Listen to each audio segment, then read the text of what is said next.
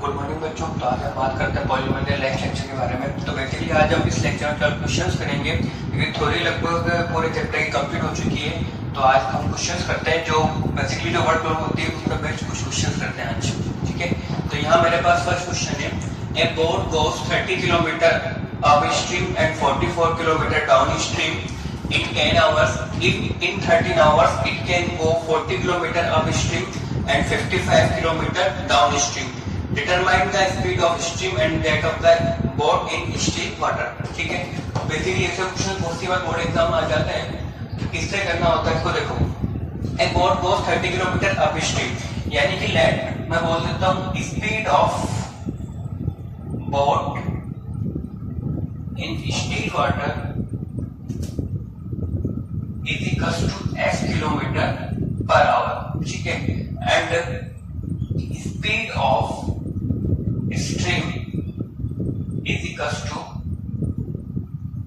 y, ठीक है। तो हमको पता है speed of boat is x and speed of stream is y, तो हमको पता है कि डाउन स्ट्रीम में जो स्पीड बनेगी हमारी वो मैं बता चुका था क्या होती है, x प्लस y, एंड जो अप स्ट्रीम में स्पीड बनेगी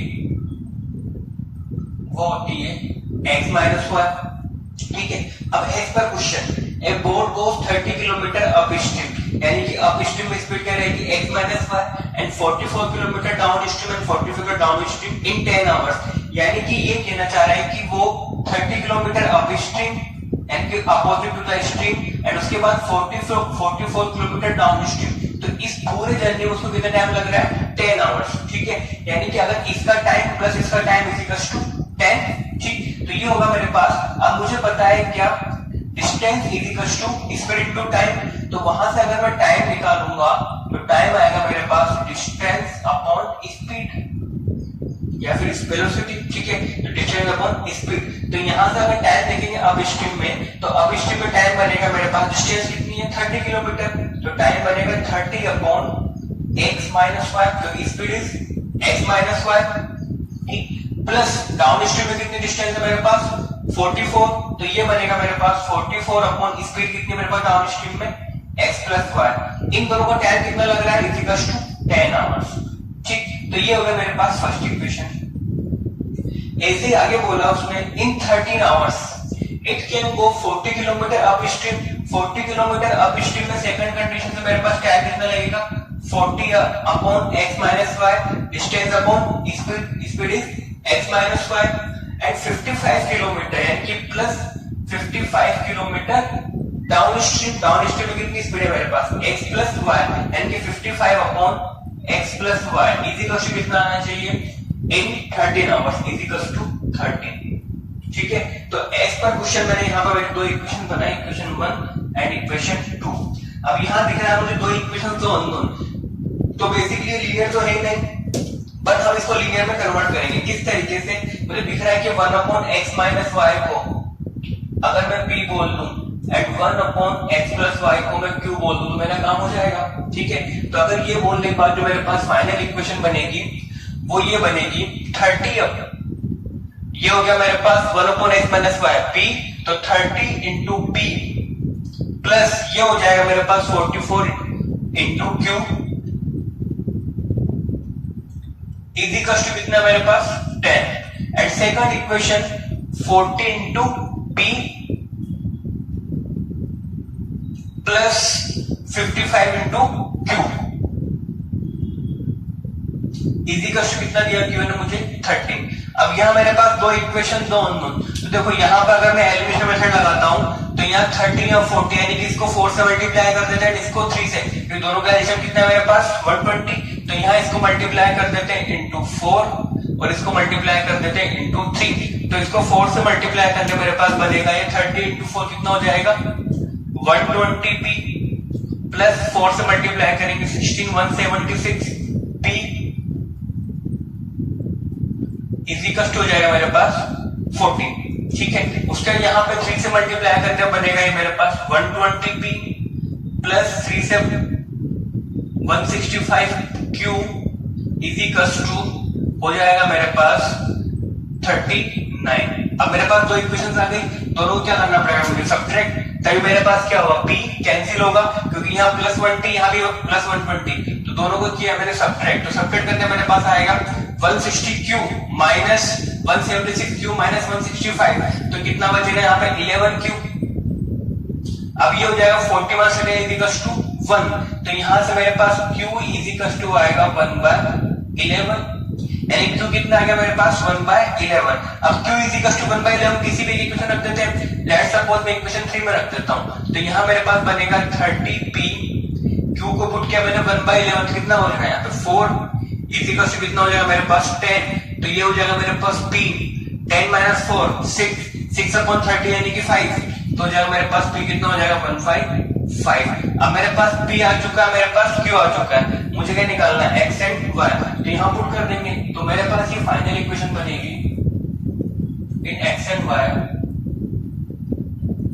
1/x - y p, यानी कि 1/x - y p, p is 1/5 and 1/x + y is 1/q, यानी कि 1/11। तो दोनों को क्रॉस मल्टीप्लाई करेंगे तो यहां से मेरे पास x एंड y निकलेंगे, तो x - y = 5 and x + y = 11। अब यहां से क्या निकालना मुझे x एंड y, तो दोनों को क्या करते हैं एलिमिनेट, y को एलिमिनेट कर देते हैं, तो यहां लगा लेते हैं 2x = 16, तो x = 8 km/h। अब x को यहाँ 8 रखूंगा तो y कितना आएगा मेरे पास 3, तो y कितना हो गया मेरे पास 3 km/h, यानी कि मेरे पास जो बोट की स्पीड थी वो थी 8 km/h एंड स्ट्रीम की स्पीड कितनी थी मेरे पास 3 km/h। ठीक है, तो इस तरीके से क्वेश्चन होता है। सिंपली हमने क्या किया, सबसे पहले गिवन इंफॉर्मेशन से दो इक्वेशंस बनाए, डाउन स्ट्रीम में होता है मेरे पास x + y and up stream में होता है x - y, और डिस्टेंस स्पीड इनटू टाइम हमने इक्वेशन बनाई, उन इक्वेशन को p एंड q की फॉर्म में लेके आए, कन्वर्ट किया लीनियर में, तो यहां से मैंने q को एलिमिनेट करके या p को एलिमिनेट करके q निकाला, फिर q का यूज करके मैंने p निकाला। मुझे पता है p और q क्या था मेरे पास 1/x - y and 1/x + y, फिर यहां सिंपली x और y मेरे पास दो इक्वेशन, इसको मैंने सोल्व कर दिया। तो ये था मेरा क्वेश्चन नंबर 1। ठीक, तो इस तरह के क्वेश्चन बोर्ड में आते हैं उसी बार अप स्ट्रीम डाउन स्ट्रीम वाले। अब बात करते हैं सेकंड क्वेश्चन की।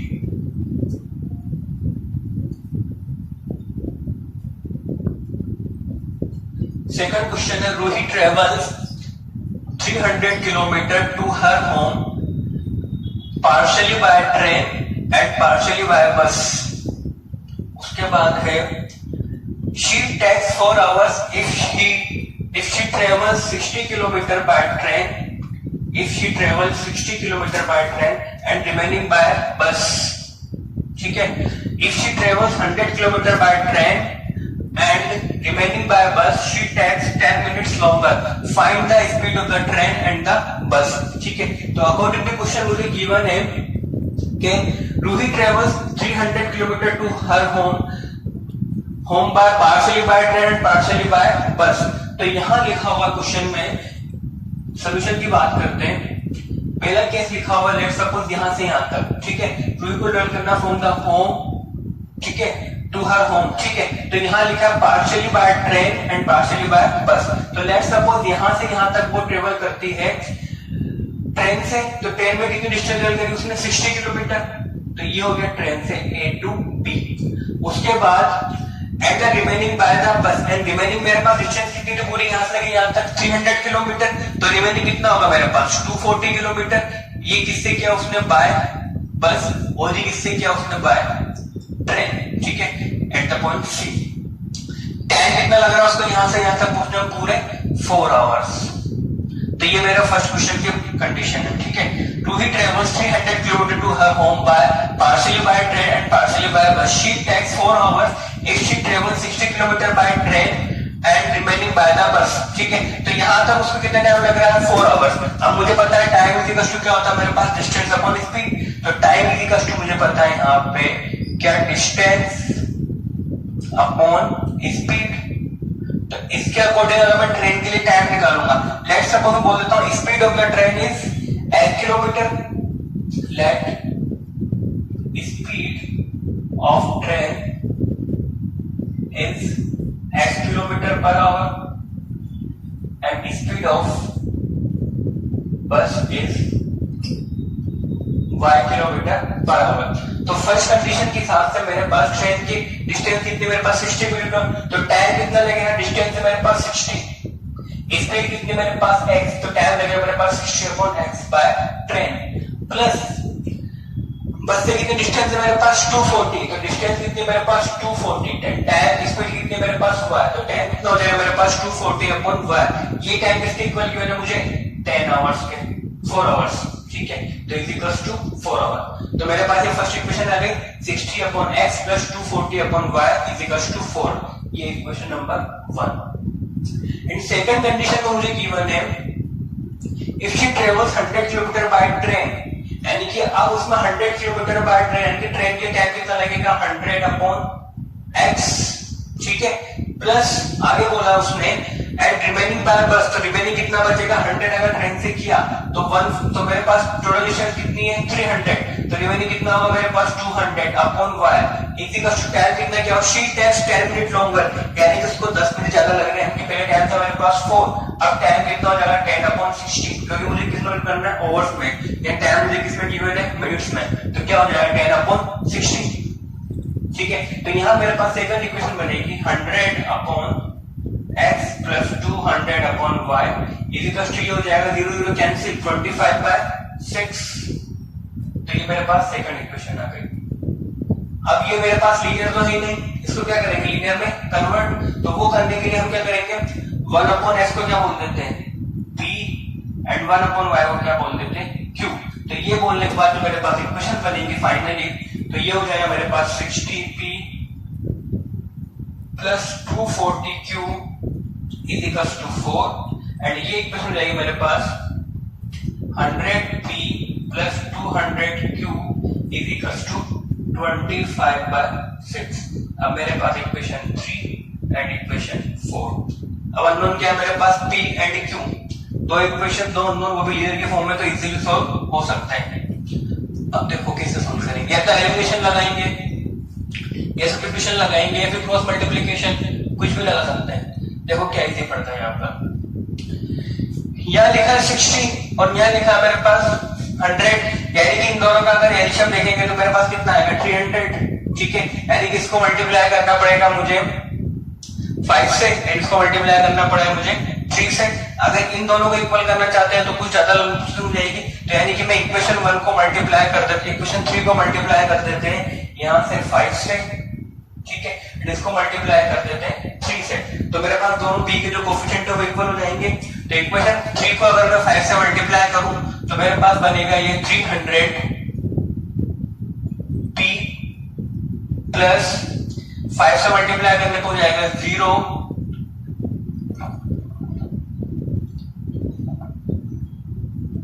1200 1200q इज इक्वल टू 5 से मल्टीप्लाई करने को हो जाएगा ये 20, ऐसे इसको 3 से मल्टीप्लाई करने को हो जाएगा मेरे पास 300p प्लस 3 से मल्टीप्लाई करने को हो जाएगा मेरे पास 600q इज इक्वल टू 3 से मल्टीप्लाई करने मेरे को हो जाएगा 25/2, ठीक। अब दोनों क्या करना पड़ेगा मुझे सब्ट्रैक्ट, क्योंकि प्लस 300 एंड प्लस 300 दोनों क्या करेंगे सब्ट्रैक्ट, तो 1200 माइनस 600, तो यहाँ आएगा मेरे पास 600q is equal to 20 minus 25/2, ठीक है। तो यहां से हो जाएगा मेरे पास एल चलेंगे 40 माइनस 25/2, तो ये रिमेनिंग रहेगा मेरे पास 15/2 इज इक्वल टू 600q, तो q अगर निकालेंगे तो मेरे पास आएगा 15/2 इंटू 600, ठीक है, तो वो हो जाएगा मेरे पास ये हो जाएगा 40 यानी कि 1/80, यानी कि q इज इक्वल टू आया मेरे पास 1/80, ठीक है। अब q आ चुका है मेरे पास, अब इस q को अगर मैं इक्वेशन 3 में पुट कर दूं तो ये बन जाएगा मेरे पास 60 इंटू p प्लस 1/80 पुट करना कितना हो जाएगा 3, तो ये हो जाएगा मेरे पास 3 इज इक्वल टू कितना हो जाएगा 4, तो p इज इक्वल टू हो जाएगा मेरे पास 1/60, p आ चुका है q आ चुका है। अब मुझे पता था कि 1/s क्या था मेरे पास p, तो 1/x is equal to p कितना है मेरे पास 1/60, तो x इक्वल टू क्या होगा मेरे पास 60 किलोमीटर पर आवर। ऐसे 1/y क्या था मेरे पास 1/y equal to q, q कितना है मेरे पास 1/80, तो y कितना हो जाएगा मेरे पास 80 किलोमीटर पर आवर। यानी मेरे पास स्पीड ऑफ ट्रेन कितनी आएगी 60 एंड स्पीड ऑफ बस कितनी होगी मेरे पास 80 किलोमीटर पर आवर। ठीक है, तो एक बार देख लो समझ में क्वेश्चन किस तरीके से किया। मुझे गिवन था कि रूटी के पास उसको 300 किलोमीटर डिस्टेंस ट्रेवल करनी है पार्शियली बाय ट्रेन और पार्शियली बाय बस। तो उसने बोला है कि 60 किलोमीटर से ट्रेवल करी बाय ट्रेन एंड 240 रिमेनिंग किससे बस से। तो मैंने बोल दिया speed of train is x and speed of बस इज y। तो टाइम कितना लगेगा ट्रेन में 60/x, बस में कितना लगेगा 240/y। इसी का कितना गिवन है मुझे 4 आवर्स। सेकंड केस में उसने बोला है कि 100 किलोमीटर बाय द ट्रेन, तो रिमेनिंग कितने 200 बाय द बस। अब जो टाइम लग रहा है वो कितना लग रहा है 10 मिनट्स लॉन्गर, यानी कि 4 + 10/60, 10/60 को इसमें कन्वर्ट किया मैंने इसको मिनट्स में, तो ये हो जाएगा मेरे पास 100x + 200y = 25/6। अब मुझे निकालना है x और y, तो मेरे पास अभी लीनियर तो है नहीं है, तो 1/s को क्या बोल दिया p, 1/y को क्या बोल दिया मैंने q, कन्वर्ट करें तो ये बन जाएगा 60p + 240q = 4, ऐसे 100p + 200q = 25/6। अब सिंपलीफाइड को निकालना जो कि मैंने कहते हैं उसके एलिमिनेशन मेथड का, तो उससे मेरा q आया 1/80 एंड p कितना है मेरे पास 1/60, तो x कितना हो जाएगा मेरे पास 60 y कितना हो जाएगा मेरे पास 80। यानी ट्रेन की स्पीड कितनी मेरे पास 60 किलोमीटर पर आवर एंड मेरे पास बस की स्पीड कितनी है 80 किलोमीटर पर आवर। तो ये इस तरीके से क्वेश्चन भी क्वेश्चन बोर्ड में आ जाते हैं, speed and distance by shift. चलो आगे बात करते हैं नेक्स्ट क्वेश्चन की। तो चलो बात करते हैं नेक्स्ट क्वेश्चन की। Next question is 2 women and 5 men can together finish a work in 4 days while 3 women and 6 men can finish in 3 days. ठीक, find the time taken by one man alone to finish and also taken by the one woman alone to finish the work. Simply मुझे यहाँ पे इस question में given है कि 2 women and 5 men can together finish a work in 4 days. 2 + 5 and can finish the work in 4 days. And second मुझे given है 3 women and 3w + 6 men can finish the work in 3 days. तो ये मेरे पास question given है, तो मुझे निकालना है कि 1 मैन एंड 1 वुमेन को ये वर्क कंप्लीट करने में कितना डेज लगेंगे। ठीक है, तो ये मेरे पास क्वेश्चन है। तो सिंपली ये क्वेश्चन किस तरीके से करते हैं, लेट सपोज मैं बोल देता हूं late 1 man can finish the work is equals to in x days। ठीक है, ऐसे late 1 woman can finish the work in y days। ठीक है, अब यहाँ पे मुझे बोला है 1 man can finish the work in x days, यानी कि कोई वो कितने में वर्क कंप्लीट करेगा x days में। लेट्स सपोज अगर मैं कोई बोलूं कि मेरे पास जो एक आदमी है वो 10 दिन में काम खत्म कर रहा है। ठीक है, अगर मेरे पास एक आदमी 10 दिन में काम खत्म कर रहा है, तो सिंपली यहाँ पर मुझे लग रहा है कि वो एक दिन में कितना काम करेगा 1/10, क्योंकि उसको अगर काम के दिन में खत्म करना है 10 दिन में, तो सिंपली उसको एक दिन में कितना काम करना पड़ेगा पूरे वर्ग का 1/10, तभी तो वो मेरे 10 दिन में काम खत्म कर पाएगा। यानी कि सिंपली यहाँ पर अगर ये x दिन में काम खत्म कर रहा है तो 1 डे में कितना वर्क करेगा 1/x, तभी तो ये पूरा x डेज में वर्क को कंप्लीट कर पाएगा। जैसे यहाँ पर अगर ये कोई भी 10 दिन में अगर कोई काम कंप्लीट करता है तो एक दिन में कितना काम करेगा वो पूरे वर्ग का 1/10, तभी तो वो 10 दिन में पूरे वर्क को कंप्लीट कर पाएगा। तो यहाँ पे ऐसे लिख सकता हूँ जो 1 man can finish the work in x days, तो बोल सकता हूँ 1 day वर्क। ठीक है, तो 1 day वर्क मेरे पास कितना हो जाएगा उसका 1/x of the total work, यानी कि 1/x उसके बाद टोटल वर्क है उसका वो एक दिन में कितना करेगा 1/x। ऐसे 1 day वर्क बोल देता हूं मैं वुमेन के लिए, कितना हो जाएगा मेरे पास 1/y, यानी कि वो y डेज में पूरा वर्क कंप्लीट कर रही है तो एक दिन में कितना करेंगे 1/y of the total work. तो यहाँ मेरे पास 1 day वर्क कितना हो गया 1/x एंड 1 day वर्क कितना हो गया मेरे पास 1/y for 1 man and 1 woman। ठीक है, अब क्वेश्चन पर आते हैं। क्वेश्चन है मेरे पास 2w + 5m इन 4 days, यानी कि मेरे पास ये मेरे पास एक दिन के लिए काम एक का, तो 2 के लिए कितना होगा मेरे पास, एक के लिए कितना है 1/y, तो 2 के लिए कितना होगा 2/y। ठीक है, ऑफ वन डे प्लस ये मेरे पास एक दिन के लिए एक का काम 1/x, तो 5 के लिए एक दिन का कितना होगा मेरे पास 5/x।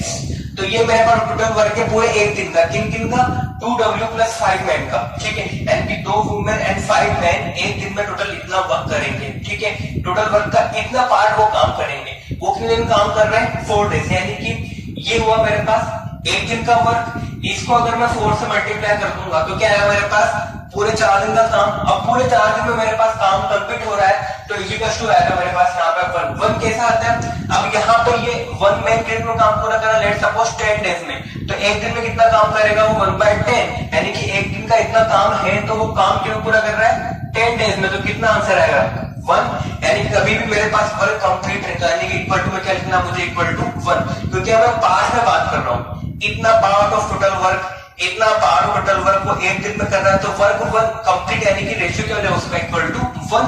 तो ये रेशियोज की बात हो रही है, यहाँ पे क्या आएगा इक्वल टू 1। कभी भी वर्क इज कंप्लीटेड यानी कि इक्वल टू क्या लिखना उनको 1।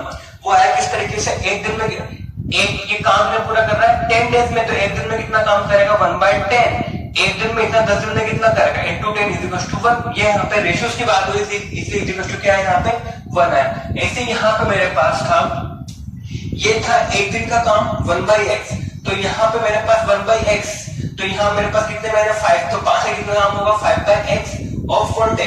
ऐसे यहाँ पे कितना है मेरे पास 1/y 1 के लिए, तो मेरे पास कितनी वुमेन है 2, तो कितना हो जाएगा 2/y। ये है मेरे पास पूरा एक दिन का काम। इसको मल्टीप्लाई कर दूंगा 4 से, तो मेरे पास क्या है total work completed is equal to क्या लिखना पड़ेगा मुझे 1, यानी कि यहाँ मेरे पास इक्वेशन बनेगी 5x + 2y is equal to 1/4, equation number 1।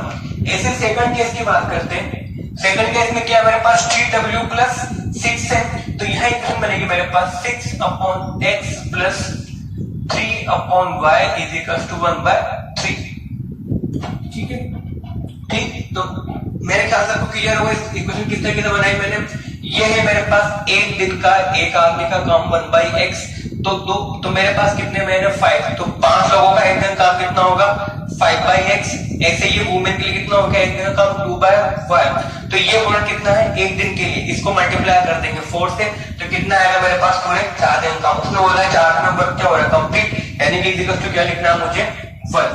तो इधर मेरे पास 5/x + 2/y is equal to 1/4 and 6/x + 3/y is equal to 1/3। अब दो इक्वेशन दो सिंपली दिख रहा है, मुझे क्या करना पड़ेगा, इसको कन्वर्ट करना पड़ेगा इन लीनियर में, तो ये बन जाएगा मैंने 1/, इसको क्या बोल दिया p, तो 1/x is equal to p and 1/y is equal to q, तो ये बनेगा मेरे पास 5p + 2q is equal to 1/4 and second equation हो जाएगी मेरे पास यहां से 6p + 3q is equal to 1/3। अब देखते हैं किसको इक्वल कर सकते हैं, यहाँ 5 और 6 यानी कि मल्टीप्लाई करना 6 और 5 से, और यहाँ पे 2q और 3q, तो मल्टीप्लाई करना पड़ेगा 3 और 2 से, तो ये करना इजी है, यानी कि इसको मल्टीप्लाई कर देते हैं 3 से एंड इसको मल्टीप्लाई करते हैं 2 से, तो 3 से मल्टीप्लाई करना पड़ेगा मेरे पास 15p प्लस ये हो जाएगा मेरे पास 6q इज इक्वल टू 3/4, यहाँ 2 से मल्टीप्लाई करने पड़ेगा 12p प्लस ये हो जाएगा मेरे पास 6q इज इक्वल टू हो जाएगा मेरे पास 2/3। अब दोनों क्या करना पड़ेगा यहाँ पे सब्ट्रैक्ट, तो मेरे पास 6p 6q और 6q क्या हो जाएंगे कैंसिल, तो यहाँ दोनों को अगर करते हैं सब्ट्रैक्ट तो मेरे पास फाइनल इक्वेशन बनेगी p में, तो वो क्या बनेगी मेरे पास इक्वेशन, तो मेरे पास इक्वेशन बने दोनों क्या बने सब्ट्रैक्ट, तो मेरे पास बनेगा 15p - 12p is equal to हो जाएगा मेरे पास 3/4 - 2/3, ठीक है। तो ये इक्वेशन बन गई मेरे पास, यहाँ पे क्या बनेगा 3p is equal to LCM आएगा 12, तो 9 - 8 यानी कि 1/12, तो p इज इक्वल टू आएगा मेरे पास 1/12 यानी कि कितना आएगा 36, तो p आएगा मेरे पास 1/36। अब इस p को कहीं भी रख देते हैं, लेट्स सपोज इस p को मैं अगर यहाँ रख देता हूँ, ठीक है, तो p यहाँ रखना इजी पड़ेगा, तो यहाँ एक बन जाएगी मेरे पास क्या, ये लिखा है 6p, यानी कि p कितना है मेरे पास 1/36, तो 6/36 plus 3q is equal to 1/3, तो 3q इज इक्वल टू आएगा मेरे पास 1/3 माइनस 1/6, 6/6 कितना 1/6, तो यहाँ से 3q इज इक्वल टू हो जाएगा मेरे पास 2 - 1/6, तो हो जाएगा मेरे पास 1/6, तो q इज इक्वल टू आएगा मेरे पास 1/18, q आ चुका है मेरे पास, p आ चुका है, मुझे निकालना है x एंड y, तो मुझे पता था 1/x क्या था मेरे पास p, तो यहाँ से x इज इक्वल टू कितना आएगा 36 डैश, ऐसे यहाँ से y इज इक्वल टू कितना आएगा मेरे पास 18 डैश, यानी कि one man can complete the work in 36 days and woman in 18 days, तो ये मेरा इसका आंसर था। ठीक है, सिंपली क्वेश्चन क्या था मेरे पास, 2 women and 5 men complete the work in 4 days, तो उसके लिए हमने इक्वेशन लिखी थी, हमने बोला था कि 1 man complete the work in x days, ऐसे women in complete in 5 days, तो सिंपली उसका यूज करके हमने एक इक्वेशन बनाई थी। सेकंड इक्वेशन थी मेरे पास 3 women and 6 men, तो 6/x 3/y is equal to 1/3, इसको कन्वर्ट किया लीनियर में, सिंपली p एंड q और p एंड q सोल्व करके मैंने x एंड y निकाल के। ठीक, तो ये मेरे पास थर्ड क्वेश्चन था। अब बात करते हैं क्वेश्चन नंबर 4 की।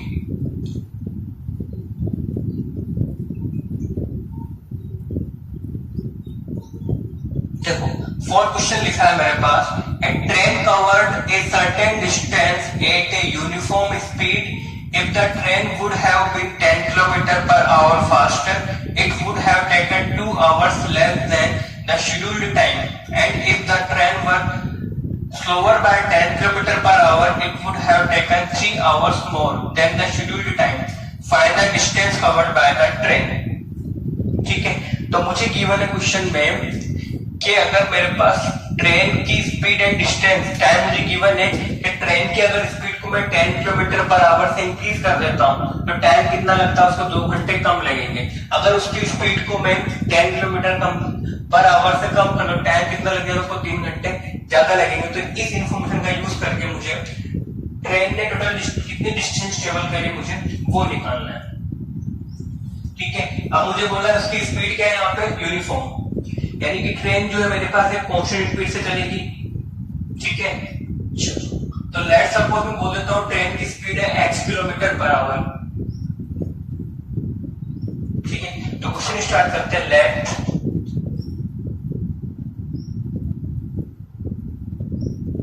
Speed of the train is x km/h, let speed of train is equal to x km/h। ठीक है, एंड टाइम बोल देते हैं उसको, जो टाइम लगना चाहिए पूरी जर्नी में ट्रेन को, वो बोल देता है, ओरिजिनल टाइम बोल देता हूं मैं y आवर्स। ठीक है ना, तो ट्रेन की स्पीड कितनी बोल दी मैंने x km/h एंड टाइम कितना बोल दिया उसको y आवर्स। ठीक है, तो यहां मेरे पास जो ट्रेन की डिस्टेंस आएगी, डिस्टेंस होता है मेरे पास स्पीड इनटू टाइम, तो स्पीड कितनी मेरे पास x एंड टाइम कितना हुआ, डिस्टेंस कितनी है मेरे पास x इनटू y। ठीक है, तो डिस्टेंस है मेरे पास x into y, question number 1। अब क्वेश्चन पर आते हैं। क्वेश्चन में मुझे गिवन है if the train would have been 10 km faster, यानी कि अगर ट्रेन मेरे पास 10 km फास्टर हो जाए तो मेरे पास जो स्पीड बनेगी वो बन जाएगी x + 10, यानी कि अब मेरे पास जो स्पीड हो जाएगी वो कितनी हो जाएगी x + 10। ठीक है, it would have taken 2 hours less, यानी कि पहले टाइम कितना लग रहा था y, अब टाइम कितना लगेगा उसको y - 2, यानी कि अब मेरे पास टाइम हो गया y - 2। ठीक है, डिस्टेंस तो मेरे पास कांस्टेंट ही है, अगर ट्रेन को मेरे पास पॉइंट A से पॉइंट B पर जाना है तो डिस्टेंस तो मेरे पास कांस्टेंट ही है ना। ठीक है, तो डिस्टेंस अभी मेरे पास क्या है, d है। ठीक है, इसको मैं अगर d बोल देता हूँ, डिस्टेंस कितनी मेरे पास अभी भी x × y, तो मेरे पास स्पीड कितनी हो गई अब x + 10, तो टाइम कितना लग रहा है y - 10, तो यानी कि डिस्टेंस जो मेरे पास स्पीड इनटू टाइम, तो डिस्टेंस है मेरे पास कितनी अभी भी x × y। डिस्टेंस तो मेरे पास फिक्स है, डिस्टेंस कितनी मेरे पास x × y, क्योंकि डिस्टेंस तो कांस्टेंट रहेगी ना, चाहे स्पीड तुम बढ़ा दो चाहे कम कर दो, टाइम उसके अकॉर्डिंग चेंज जाएगा, तो डिस्टेंस मेरे पास कांस्टेंट है। तो यहाँ से मेरे पास इक्वेशन गिवन है कि x × y is equal to xy - 2x + 10y - 20। तो यहाँ से मेरे पास xy कैंसिल, तो मेरे पास इक्वेशन बनेगी ये -2x plus 10y is equal to जाएगा मेरे पास 20। तो ये मेरे पास इक्वेशन नंबर 2। अब बात करते हैं सेकंड केस में। सेकंड केस में if the train was slower by 10 kilometre, यानी कि अब ट्रेन की स्पीड रहेगी मेरे पास x minus 10, it would have taken 3 hours less, यानी कि अब टाइम 3 आवर्स मोर, यानी कि टाइम लगेगा मेरे पास y प्लस 3। तो डिस्टेंस इज इक्वल टू क्या, स्पीड इनटू टाइम। स्पीड हो गया मेरे पास x माइनस 10 और टाइम कितना होगा मेरे पास y प्लस 3। अभी भी डिस्टेंस मेरे पास क्या रहेगी, x इंटू वाई के इक्वल, क्योंकि डिस्टेंस मेरे पास कांस्टेंट है ना। तो x into y is equal to x minus 10 y plus 3। तो x into y is equal to आएगा xy plus 3x minus 10y minus 30। तो xy कैंसिल, तो यहां से मेरे पास इक्वेशन फॉर्म आएगी 3x minus 10y is equal to 30, equation number 3। अब मेरा एम है x एंड y निकालना। तो x एंड y निकालने के लिए दोनों को क्या कर देते हैं, देखो या माइनस प्लस 10y या माइनस 10y दोनों को ऐड कर देते हैं। तो 10y क्या कैंसिल, 3x माइनस कितना हो जाएगा x। तो x इज इक्वल टू आएगा मेरे पास 50 किलोमीटर पर आवर, यानी कि एक मेरे पास स्पीड थी। तो x कितना होगा मेरे पास 50 किलोमीटर पर आवर ट्रेन की स्पीड रहेगी। अब मुझे y निकालना है, इस x50 को कहीं भी यहाँ पुट कर देते हैं। तो यहाँ पुट करने पड़ेगा मेरे पास 150 minus 10y is equal to 30। तो 130 माइनस 120, तो y कितना हो जाएगा मेरे पास 12 आवर्स, यानी कि टाइम कितना लग रहा है उसको 12 आवर्स। क्वेश्चन मुझे क्या पूछा है, डिस्टेंस। तो डिस्टेंस इज इक्वल टू मेरे पास क्या था, x इंटू वाई, ठीक है। तो x कितना मेरे पास 50 एंड y कितना मेरे पास 12, तो कितना होगा 600 किलोमीटर उस ट्रेन की डिस्टेंस उसने कवर की है। ये क्या होगा मेरा आंसर, ठीक है। तो सिंपली और क्वेश्चन देख लो, समराइज में क्या किया है, मुझे गिवन था कि ट्रेन की लेट सपोज मैंने स्पीड बोल दी x एंड उसको टाइम बोला पूरी करने के लिए y। उसने बोला मुझे ट्रेन की स्पीड क्या है, यूनिफॉर्म, यानी कि ट्रेन हमेशा एक कांस्टेंट स्पीड से चलेगी। तो डिस्टेंस कितनी वैल्यू करेगी वो x इंटू वाई। ये मेरे पास क्या कांस्टेंट रहेगी ना, चाहे स्पीड बढ़ाओ चाहे कम करो तो उसके अकॉर्डिंग मेरे पास टाइम चेंज हो जाएगा। तो पहले केस में उसको बोला था अगर स्पीड को मैं 10 किलोमीटर से बढ़ा देता हूं तो टाइम मेरे पास 2 घंटे कम हो जाता है, यानी कि स्पीड कितनी होगी x प्लस 10, टाइम कितना हो जाएगा y माइनस 2। अभी डिस्टेंस कितनी बनेगी, x plus 10 into y minus 2 equals to x into y, distance x and y। Second case में तो यहाँ मैंने ब्रैकेट खोल के x कैंसिल, तो मेरे पास ये वाली सेकंड इक्वेशन। सेकंड केस में था मेरे पास कि अगर स्पीड को तुम 10 किलोमीटर पर आवर से कम कर देते हो तो टाइम कितने 3 घंटे बढ़ जाता है, यानी कि क्या x minus 10 is equal to y plus 3। तो यहाँ से मल्टीप्लाई करोगे तो ये xy कैंसिल, ये मेरे पास सेकंड इक्वेशन।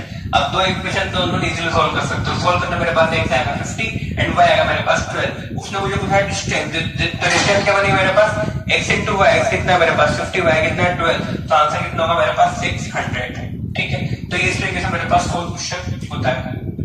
इन चारों में से बहुत सी बार किसी ना किसी एक क्वेश्चन पैटर्न का बोर्ड में आ जाता है। इन जो मैंने 4 फॉर्मेट करा है इनमें से कोई सा भी एक क्वेश्चन का फॉर्मेट बहुत सी बार बोर्ड में आ जाता है। तो इनको चारों को थोड़ा ढंग से देखना और खुद से ट्राई करने की कोशिश करना, ठीक है। अब बात करते हैं कुछ और नेक्स्ट क्वेश्चंस की। क्वेश्चन की बात करते हैं। नेक्स्ट क्वेश्चन है मेरे पास, 2 candles of the same length are lighted at the same time. The first is consumed in 6 hours and the second in 4 hours, assuming that each candle burns at constant rate, in how many hours after being lighted was the first candle twice the length of the second। ठीक है, तो ये question basically सबसे पहले इसकी language समझते ही कहना क्या चाहता है। देखो, तो ये क्वेश्चन मेरे पास 2 candles are of the same length. Let's suppose मैं बोलता हूं मेरे पास 2 कैंडल्स है A एंड B। ये कैंडल A एंड ये मेरे पास कैंडल B, ठीक है। ये B एंड ये A are of the same length. दोनों की लेंथ कितनी मेरे पास, लेट्स सपोज दोनों की लेंथ बोल लेता हूं मैं H, थोड़ी देख लीजिए, ठीक है। उसके बाद the first is consumed in 6 hours, यानी कि ये मेरे पास 6 आवर्स में पूरी खत्म हो जाती है एंड ये मेरे पास पूरी 4 आवर्स में खत्म हो जाती है, यानी कि ये दोनों 6 आवर्स एंड ये 4 आवर्स में खत्म हो जाती है। अब यहाँ पर अगर ये मेरे पास कैंडल B 4 आवर्स में पूरी कंज्यूम्ड हो रही है, यानी कि मेरे पास जो इसकी बर्निंग रेट है वो क्या है, ज्यादा है, यानी कि ये मेरे पास थोड़ी इसकी रेट ज्यादा रहेगी क्योंकि ये कम टाइम में जल्दी पूरी कंज्यूम हो रही है, यानी कि इसकी रेट मेरे पास ज्यादा रहेगी। अब आगे कह रहा है कैंडल्स बर्न्स एट कांस्टेंट, यानी कि दोनों की रेट क्या है, कांस्टेंट है। In how many hours after being lighted was the first candle twice the length of the second. अब वो कहना चाह रहा है कि अगर इन दोनों कैंडल्स को मैं एक साथ बंद करता हूं तो ये बताओ कि किस टाइम पर जो मेरे पास लेट्स सपोज ये कैंडल ए है और ये कैंडल बी है, दोनों इनिशियल दोनों की लेंथ क्या थी मेरे पास, सेम थी, ठीक है। तो दोनों की लेंथ क्या थी मेरे पास, सेम। दोनों को सेम टाइम पे इनिशिएट किया, इनिशिएट करने पे ये 4 घंटे में अगर कंज्यूम होती है तो यानी कि इसकी रेट क्या रहेगी, कंजम्पशन की ज्यादा रहेगी ना। तो लेट सपोज ये कुछ टी आवर्स में लेट सपोज ये इतनी कंज्यूम हो चुकी है, यानी कि इतनी कंज्यूम हो चुकी, तो मेरे पास लेट सपोज रिमेनिंग जो लेंथ बची इसको बोल देता हूं एक्स। तो ये भी इस टी टाइम अगर ये इतनी कंज्यूम, इसकी रेट क्या मेरे पास स्लो है तो ये थोड़ी कुछ कम कंज्यूम होगी। तो वो कहना चाह रहा है कि अगर इसकी लेंथ अभी मेरे पास x बची है तो ये मेरे पास कम कंज्यूम होगी, तो इसकी लेंथ होनी चाहिए 2x। तो मुझे वो टाइम बताना है कि जब इसकी लेंथ क्या हो जाए, अगर ये x है तो इसकी क्या हो जाएगी 2x, तो मुझे वो टाइम बताना है, ठीक है। क्वेश्चन दोबारा समझ लो, 2 candles are the same time, दोनों की लेंथ क्या थी मेरे पास, same, candle A and candle B की ये 6 घंटे में कंज्यूम होती है और ये 4 घंटे में। तो मुझे बोला है कि अगर दोनों को मैं एक साथ इनिशिएट करता हूं तो किस टाइम पर जो कैंडल फर्स्ट की उसकी लेंथ फर्स्ट सेकंड की क्या हो जाएगी, डबल हो जाएगी। यानी कि लेट्स सपोज मैंने टाइम बोल दिया टी, कि टी टाइम पे यानी कि इतनी कंज्यूम हो चुकी है, यानी कि अगर इसकी लेंथ मेरे पास x रिमेनिंग है तो उसी टाइम पे इसकी लेंथ क्या होनी चाहिए मेरे पास 2x। ऐसा क्यों होगा, क्योंकि इसकी बर्निंग रेट ज्यादा है, तो ये ज्यादा बर्न होगी, ये मेरे पास कम होगी, तो मुझे वो टाइम निकालना है, ठीक है। तो मैं चाहता हूँ क्वेश्चन तुम लोग ट्राई करो, हिंट दे देता हूँ। जैसे हमारे पास वो था ना कि लेट सपोज क्वेश्चन थोड़ी देर भूल जाते हैं। अगर क्वेश्चन ऐसा होता है कि दो मेरे पास एक में 2 पर्सन से कोई एक काम को 6 घंटे में पूरा करता है, 4 घंटे में पूरा करता है, तो वो टाइम बताओ जब इन दोनों का वर्क का रेशियो क्या हो जाए 1:2। उसी टाइप से क्वेश्चन से मेरे पास ये, तो लेट सपोज वही अगर ये 6 घंटे में बंद, तो 1 घंटे में कितनी होगी मेरे पास 1/6। या फिर ऐसे नहीं करना है तो हम बोल सकते हैं कि पूरी लेंथ अगर h है तो 6 घंटे में कितनी लेंथ बर्न होगी मेरे पास h, तो 1 घंटे में कितनी होगी h/6।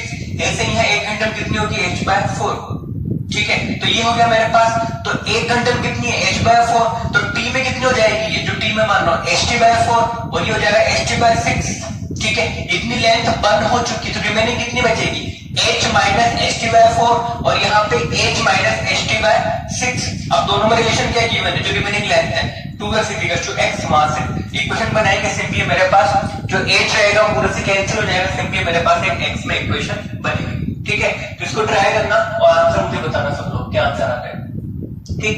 अब आगे बात करते हैं क्वेश्चन नंबर 6 की।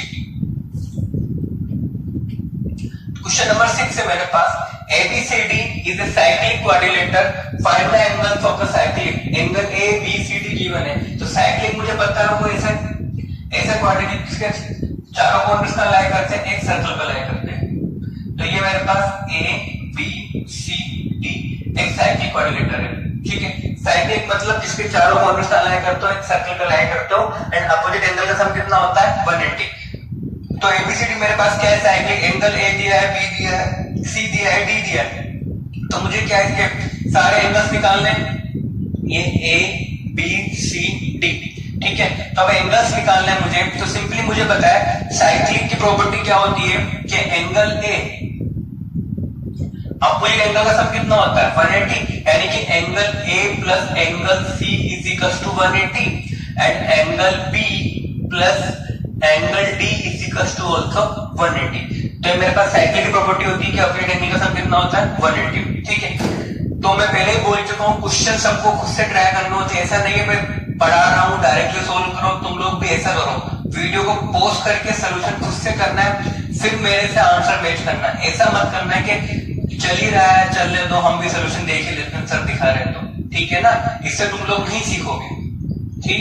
तो ऐसा कभी मत करना कि डायरेक्टली तुम मैं चल रहा हूं तो तुम भी साथ में सोल्यूशन, चलो वीडियो को पॉज करो, फिर इसका खुद से सोल्यूशन करो, फिर उसके बाद मेरा सोल्यूशन देखो, ठीक है। अगर कोई डायरेक्टली ऐसा कर रहा है कि डायरेक्टली मेरा सोल्यूशन देख रहा है तो वो हो जाएगा 10 into 100, ठीक है, ये बात याद रखना। और जो अगर वीडियो पॉज करके फिर भी क्वेश्चंस कर रहा है, नहीं हो रहा है, तो वो दोबारा से एक बार वीडियो देख के कॉन्सेप्ट समझे फिर दोबारा ट्राई करें। लेकिन जो डायरेक्टली अगर वीडियो चल रहा है, क्वेश्चन पढ़ा बिना उससे सोल्व के डायरेक्टली सोल्यूशन देख रहा है, तो वो हो जाएगा डफर इनटू इंफिनिटी। ये बात याद रखना, ठीक है ना, वो यही रहेगा वो, ठीक। चलो, तो angle A plus angle C equals to 180, angle B plus angle D equals to 180। अब एंगल ए कितना गिवन है मुझे, 4y plus 20 plus and angle C is minus 4x, तो ये हो जाएगा मेरे पास minus 4x is equals to 180, ठीक है। तो यहां से मेरे पास इक्वेशन बनेगी 4y minus 4x is equals to कितना हो जाएगा 160। लग रहा है इसको 4 से डिवाइड करते हैं, तो 4 से डिवाइड करके बनेगा मेरे पास y minus x is equals to 40। This is equation number 1। And b plus D यानी कि लिखूंगा मैं 3y minus 5 plus minus 7x plus 5 is equals to 180। तो यहां से आएगा मेरे पास 3y minus 5 is equals to हो जाएगा मेरे पास 5 कैंसिल, तो इज इक्वल्स टू सिंपली क्या बनेगा मेरे पास ये 180, ठीक। अब तो इक्वेशन तो तो सिंपली दिख रहा है मुझे, यहां से y निकाल सकता हूं इजीली, तो यहां से y निकालूंगा, कितना आएगा मेरे पास x प्लस 40, इसको यहां पुट कर देते हैं, तो ये बन जाएगा मेरे पास 3x plus 120 minus 7x is equals to 180, ठीक है। तो सोल्व करने पर आएगा मेरे पास minus 4x is equals to कितना हो जाएगा 60, तो x इज इक्वल्स टू कितना आएगा मेरे पास माइनस 15, x आएगा मेरे पास minus 15, 60 upon minus 4 minus 15, x आ चुका है, तो y कितना हो जाएगा मेरे पास, y ये x प्लस 40 यानी कितना हो जाएगा मेरे पास 25, x माइनस 15 है ना, तो 40 माइनस 15 कितना 25, तो x एंड y आ चुके हैं। अब मुझे एंगल्स निकालने हैं, तो सिंपली देखो एंगल a जो मेरे पास बनेगा कितना दिया 4y प्लस 20, तो angle a is equals to 4y plus 20, ठीक है। y कितना मेरे पास 25 इंटू 100, 25 इंटू 4 कितना 100 प्लस 1 कितना हो जाएगा ये 120। Angle b is given as 3y minus 5, तो 3y कितना हो जाएगा 75 यानी कि 70। उसके बाद angle c is minus 4x, x कितना माइनस 50 तो कितना हो जाएगा 60, एंड एंगल c आ चुका है। अब एंगल d निकालेंगे, तो एंगल d हो जाएगा मेरे पास माइनस 7x प्लस 5, ठीक है। तो माइनस 7x कितना हो जाएगा, यानी कि माइनस 7 इंटू माइनस 15 प्लस 5, ठीक है। तो ये हो जाएगा मेरे पास 105, ठीक है, प्लस 5 कितना हो जाएगा मेरे पास 120। तो ये मेरे पास सारे एंगल्स आ गए, ठीक। तो इस तरीके से मेरे पास एंगल्स आएंगे, ठीक। ये 110 आएगा, ठीक है। तो मेरे पास एंगल ए कितना हो गया 120, एंगल बी कितना हो गया 70, एंगल सी 60, एंगल डी कितना होगा मेरे पास 110। तो सारे एंगल्स मेरे निकल गए। तो इस तरीके से क्वेश्चन होता है, ठीक।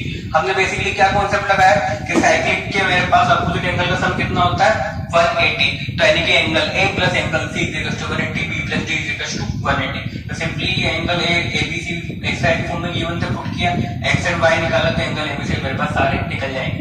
ये हुआ नेक्स्ट क्वेश्चन। चलो कुछ एक दो क्वेश्चंस के ऊपर बात करते हैं। तो ये क्वेश्चन आपको होमवर्क कैंडल वाला इजी है, हो जाएगा, हिंट में दे चुका था। तो चलो बात करते हैं नेक्स्ट क्वेश्चन की। नेक्स्ट क्वेश्चन है मेरे पास 7। After covering a distance of 30 kilometre with a uniform speed, there is some defect in a train engine and therefore its speed is reduced to 4/5 of its original speed. Consequently, the train reaches its destination late by 45 minutes. Had it happened after covering 18 km more, the train would have reached 9 minutes earlier. ठीक है, find the speed of train and the distance of the journey. ठीक है, तो basically मेरे पास ये given है कि let's suppose train को पॉइंट ए से पॉइंट बी तक जाना था, ठीक है। अब वो क्या चाह रहा है, after covering an distance of 30 kilometre with uniform speed, तो लेट्स सपोज पॉइंट सी इससे 30 किलोमीटर डिस्टेंस पर है, ठीक है ना। तो यहां तक उसकी स्पीड बोल देता हूं मैं s किलोमीटर पर आवर ट्रेन की स्पीड। तो after covering a distance of 30 kilometre with uniform speed the train is some defect in engine. तो यहाँ पर जाके पॉइंट सी पर पहुंचकर ट्रेन के इंजन में कुछ डिफेक्ट होता है, तो उसकी जो स्पीड होती है रिड्यूस्ड टू 4/5, तो इसकी स्पीड 4/4x/5 हो जाती है, ठीक है, रिड्यूस्ड टू 4/5, ठीक, ऑफ योर स्पीड, यानी कि पॉइंट सी पर जाके उसकी स्पीड में कुछ कमी आ जाती है।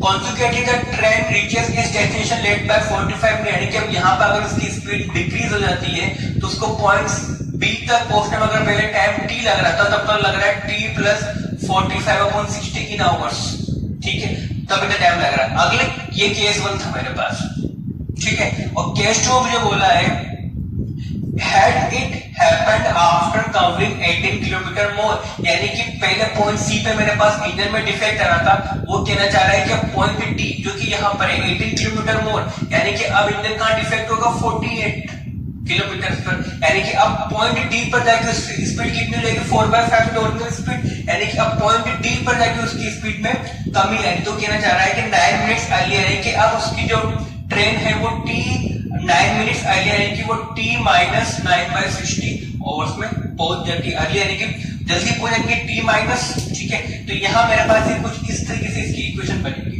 दोबारा समझो, ए और बी के बीच में ट्रेन को डिस्टेंस कवर करनी थी, तो पॉइंट सी जो कि 30 किलोमीटर दूर है पॉइंट ए से, यहाँ पर जाकर ट्रेन के इंजन में कुछ डिफेक्ट आता है, तो यहाँ पहुंचने पर उसकी स्पीड कितनी होती है 4/5 ऑफ द ओरिजिनल स्पीड, ठीक है। तो यहाँ स्पीड अगर कम होती है तो पॉइंट बी तक पहुंचने में उसको 45 मिनट ज्यादा लगते हैं, यानी कि पहले टाइम अगर टी लग रहा था ओरिजिनल स्पीड किससे x से, तो अब टाइम लगेगा t प्लस 45/60। अब सेकंड केस बोल रहा है उसने कि अगर इंजन पहले पॉइंट सी पे खराब हो रहा था, अगर इंजन में डिफेक्ट पॉइंट डी पर आता है, आप 18 किलोमीटर मोर, यानी कि कितना हो गया 30 प्लस 18, यानी कि कितना 48, यानी कि अगर इंजन में डिफेक्ट 48 किलोमीटर के बाद आता है तो ट्रेन 9 मिनट्स अर्ली, यानी कि अब टाइम लगेगा t माइनस 9/60, ठीक है। तो मुझे क्या निकालना है, find the speed of the train and the distance, तो मुझे ट्रेन की स्पीड एंड डिस्टेंस निकालनी है, ठीक है, यानी कि मुझे x और डिस्टेंस इजीली निकाल सकता है अगर मुझे टाइम मिल जाएगा तो ये मेरा क्वेश्चन जो कि सबको सोल्व करना है, ठीक है। ट्राई करना, नहीं तो मैं बताऊंगा नेक्स्ट क्लास में, तो ये तुम्हारा होमवर्क है। समझा चुका हूं मैं किस तरीके से करना है और सबको ट्राई करना है। क्वेश्चन नंबर 8 की बात करते हैं। अच्छा क्वेश्चन है, करने में मजा आएगा थोड़ा, किस तरीके से करना है। नेक्स्ट है question number 8, the students of a class are made to stand in a row, ठीक है। If 3 students are extra in a row, there would be 1 row less. If 3 students are less in a row, there would be 2 rows more. Find the number of students. तो यहाँ मुझे बोला है कि अगर students एक रो में अरेंज होते हैं, तो पहला केस है, लेट्स सपोज बोल देता हूँ number of rows, let number of rows is equal to x, ठीक है। अब बोल देता हूं there is y students, there is y students in each row, ठीक है। तो सबसे पहले बोल दिया मैंने let number of rows is equal to x, second बोल दिया मैंने there is y students in each row, यानी कि हर एक रो मेरे पास y students होते हैं। तो इस कंडीशन के अकॉर्डिंग मेरे पास टोटल नंबर ऑफ स्टूडेंट्स कितना होंगे, total number of students original जो रहेंगे स्टार्टिंग में, किस तरीके से टोटल नंबर स्टूडेंट कितने जाएंगे, मेरे पास एक रो में कितने स्टूडेंट्स हैं y, और मेरे पास नंबर ऑफ रोज कितनी है मेरे पास x, तो मेरे पास कितने जाएंगे number of students x into y, क्योंकि हर एक रो मेरे पास y स्टूडेंट है और रोज कितने मेरे पास x, तो मेरे पास कितने स्टूडेंट होंगे टोटल x इंटू y। अब ये स्टूडेंट तो कांस्टेंट रहेंगे ना, चाहे तुम रो को कम करो चाहे बढ़ा दो, ठीक है। तो x इंटू y मेरे पास क्या है नंबर ऑफ स्टूडेंट, मुझे ये निकालना है, तो मुझे x भी चाहिए एंड y भी। अब कैसे इस पे चलते हैं, if 3 students are extra in a row, यानी कि पहले पास कितने थे मेरे पास पहले y, अब कितना होगा y plus 3 in each row, ये तो बोला उसने। If 3 students are extra in a row, यानी कि मेरे पास कितने स्टूडेंट्स हो गए y plus 3, there would be 1 row less, तो यहाँ पे रोज कितने जाएंगे 1 लेस, यानी कितने जाएंगे x माइनस 1। तो अब मेरे पास स्टूडेंट कितने होंगे, पर स्टूडेंट में कितने मेरे पास, पर रो में कितने स्टूडेंट्स है, y+3 और रोज कितने हो गए x - y। तो अभी मेरे पास स्टूडेंट्स इन दोनों को मल्टीप्लाई करने पे क्या आएंगे, x * y आएंगे, क्योंकि नंबर ऑफ स्टूडेंट्स तो कांस्टेंट ही है ना, केवल रोज में इंटरचेंज किया है मैंने, ठीक है। तो ये आप इसको मल्टीप्लाई करेंगे तो मेरे पास बनेगा xy हो जाएगा मेरे पास xy minus y plus 3x minus 2, xy cancel, तो यहां से मेरे पास आएगा y minus y plus 3x equals to 3, equation number 2, ठीक। तो ये होगा मेरे पास, सेकंड पढ़ते हैं, if 3 students are less in a row, यानी कि अब मेरे पास 3 स्टूडेंट लेस, यानी कि क्या इक्वेशन बनेगी, y minus 3, 3 students are less in a row, there would be 2 rows more, यानी कि अब मेरे पास जो रोज जाएंगी कितनी जाएंगी, x प्लस 2। तो हम स्टूडेंट्स इनटू रो क्या आएंगे, टोटल नंबर ऑफ स्टूडेंट्स वो कितने इक्वल है, x इनटू y के इक्वल, क्योंकि वो तो कांस्टेंट ही है ना। तो यहां पे ब्रैकेट्स को मल्टीप्लाई करेंगे तो x into y is equals to xy plus 2y minus 3x minus 6, तो xy कैंसिल, तो यहां से मेरे पास इक्वेशन बनेगी 2y minus 3x is equals to 6, equation number 3। अब मेरे ख्याल से मेरे पास दो इक्वेशन आ गए 2 और 3, तो सब लोग इजीली सोल्व कर सकते हैं, ठीक है। तो सोल्व करने के लिए दिख रहा है, यहां से मैं क्या कर सकता हूं, y निकाल सकता हूं, या उस इक्वेशन 1 को मैं 2 से मल्टीप्लाई कर दूं, जब भी मेरे पास y क्या हो जाएगा, कैंसिल हो जाएगा। तो हम इक्वेशन 2 से y अगर निकालेंगे तो इक्वेशन 2 से मेरे पास y की वैल्यू कितनी आएगी, यहां से, तो y अगर निकालूंगा यहां से तो y इक्वल टू बनेगा मेरे पास 3x माइनस 3, तो y इक्वल टू कितना आएगा मेरे पास 3x माइनस 3, ठीक है, y आ गया। इस y को मैं पुट कर दूं इक्वेशन नंबर 3 में, तो मेरे पास बनेगा 2 इंटू y कितना है मेरे पास 3x minus 3 minus 3x is equal to कितना आना चाहिए 6, ठीक है। तो यहाँ ब्रैकेट ओपन करें कितना हो जाएगा ये 6x minus 6 minus 3x is equal to 6, तो कितना हो गया 6x इज इक्वल टू 12, तो x इज इक्वल टू कितना हो गया 4। अगर x मेरा 4 है तो वहां पुट कर दो इक्वेशन 2 में, तो y इज इक्वल टू कितना आएगा 4 इंटू 3 यानी कि 12 माइनस 3 यानी कि 9, यानी कि y कितना हो गया मेरे पास 9 और x कितना हो गया 4, यानी कि मेरे पास number of student in each row is 9 and number of rows कितने मेरे पास 4। तो मेरे पास नंबर ऑफ स्टूडेंट्स कितने थे x इंटू y, तो नंबर ऑफ स्टूडेंट कितने जाएंगे मेरे पास x इंटू y यानी कि 4 इंटू 9 यानी कि 36 इज माय आंसर, ठीक है। तो ये इस तरीके से मेरे पास एक क्वेश्चन ये बनता है। दोबारा देख लो समरी किस तरीके से, मैंने बोल दिया कि let number of student in each row is y and number of rows बोल दिया मैंने x, तो मेरे पास स्टूडेंट कितने बन जाएंगे x इंटू y। अब पहले कैसे मुझे बोला है 3 student are in extra in row यानी कि y प्लस 3, तो रोज कितनी होती है एक कम, यानी कि y plus 3 into x minus 5 is equal to xy, तो simply first equation y is equal to x minus 2 3 minus 3। Second 3 student are less in row यानी कि y माइनस 3, तो रोज क्या x प्लस 2, तो यहां से मेरे पास सेकंड इक्वेशन, तो दो इक्वेशन है दोनों, तो सिंपली मेरे पास ये सोल्व हो जाएगा। तो यहाँ पे मेरे ख्याल से कुछ क्वेश्चन लिखने काफी है, तो आगे तो यहाँ पे लगभग चैप्टर खत्म हो जाता है। आगे हम बात करते हैं थोड़ी स्ट्रेट लाइन की, आगे मैं पढ़ाऊंगा स्ट्रेट लाइन की इक्वेशंस क्या होती है, डिफरेंट फॉर्म क्या होती है वगैरह वगैरह, जो थोड़ा बेसिक्स होता है स्ट्रेट लाइन का।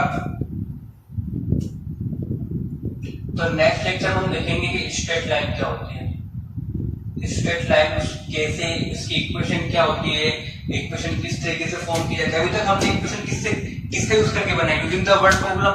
अब थोड़ा ग्राफिकल में इसका क्या यूज होता है वो तुम बताओ, इक्वेशन कैसे निकालते हैं, इसका स्लोप क्या होता है, इंटरसेप्ट, थोड़ा बात करेंगे हम ज्योमेट्री एप्लीकेशन, ठीक है। तो हम नेक्स्ट लेक्चर में बात करने वाले हैं स्ट्रेट लाइन वगैरह क्या होती है, ठीक है। तो मेरे ख्याल से होमवर्क रहेगा, सबको एनसीईआरटी पूरी सोल्व करनी है, जितने भी एक्सरसाइज है कंप्लीट एनसीईआरटी, ठीक है। तो आज की क्लास यही खत्म करते हैं, बाकी नेक्स्ट लेक्चर में क्या पढ़ाऊंगा स्ट्रेट लाइन, और वो दो जो क्वेश्चन मैंने दिए सबको ट्राई करने हैं।